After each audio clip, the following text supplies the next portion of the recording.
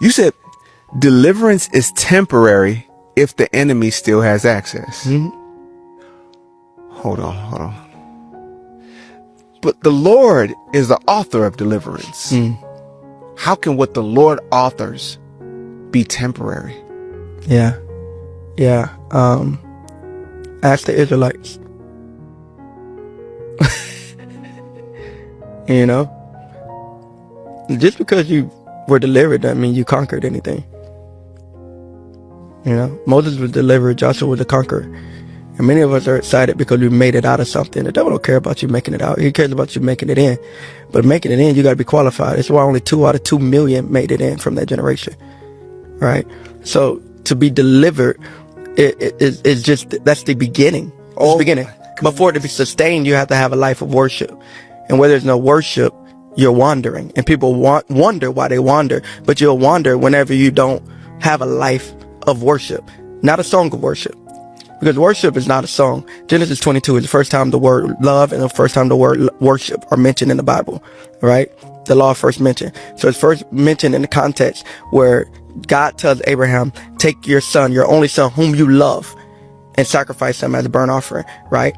And then the Bible says Abraham gets to the foot of the mountain. He turns to the guys and said, me and the lad are going up yonder to worship. We'll be back. There was no music. There was no musician. Come on. There was no praise team. There were no lights. There were no fog. There was no sound system. So worship is not your favorite Maverick City song. Worship is obedience to God. It's not even sacrifice. It's obedience. That's why the Bible says obedience is better than sacrifice. And I always thought that when he said, I'm going to worship, that when he laid Isaac down, that was worship. That wasn't worship. Worship was when he took the first step up the mountain. Worship is obedience. Worship is obedience. And if you don't live an obedient life, this is Paul. Paul says, present your body as a living sacrifice, holy and acceptable to God, which is your reasonable act of worship. So, right, your reasonable act of service. So my life to God is worship, my devotion to God. And this is why idols must be exposed. Because idols demand devotion. Oh no. Right? Idols are carried, high places are built, but all high places need an altar. Because altars expose allegiance. And this is the place. This is the place where we choose what we're going to be devoted to. This is the place where we choose our allegiance. This is the place where we choose our commitment. All right? So that's why this matters. That's why it matters to God. That's why he taught so much about idols. It's not that God is threatened by idols. God, like, come on, man. God's not in a fight with the devil. Come on, man. Like, that's insulting to God. He created Lucifer.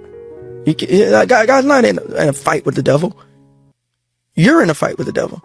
God's not in a fight with the devil. It's beneath him. The reason why God is so serious about idols is not because he's insecure, it's because he's holy. And God understands he's too much. God is too much to be shared. Oh my goodness. Solomon said, man, the highest heavens, this is what he told him in the prayer when he dedicated the temple. He said, man, how in the world are you going to dwell in a temple made by man's hands? He said, even the highest heavens can't contain you. If Solomon had enough, this is the wisest man who ever lived, if he had enough revelation to understand that heaven cannot contain him, what makes us think that a divided heart can? This is why God is jealous. His jealousy is not based off his insecurity.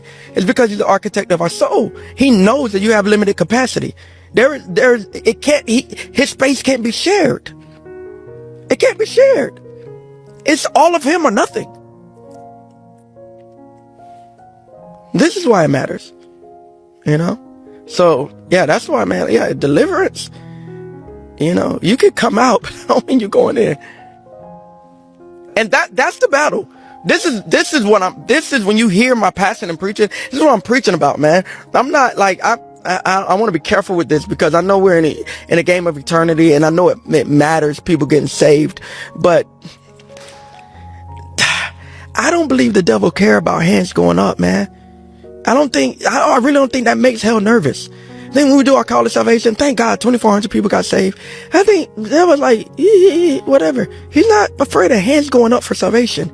He's afraid of feet going out of commission. And our people aren't equipped enough to step out in assignment. You know? So the war is not even just about eternity, where we spend eternity. The war is about optimization.